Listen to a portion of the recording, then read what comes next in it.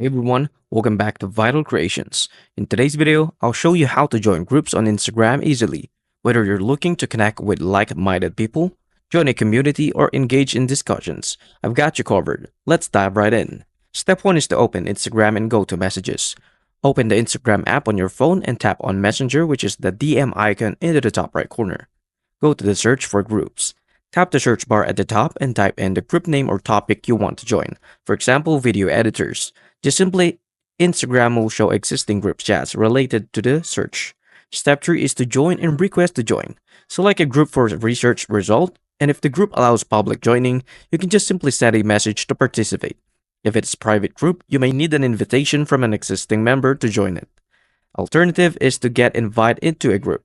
Ask friends or community members to add you to a group, or if you're in a public discussion, someone might invite you.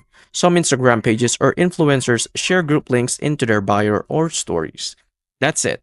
Now you can join and participate in Instagram group chats. If you found this video helpful, don't forget to like and subscribe. Got any questions? Drop them in the comments below. Thank you for watching, and I'll see you into the next one.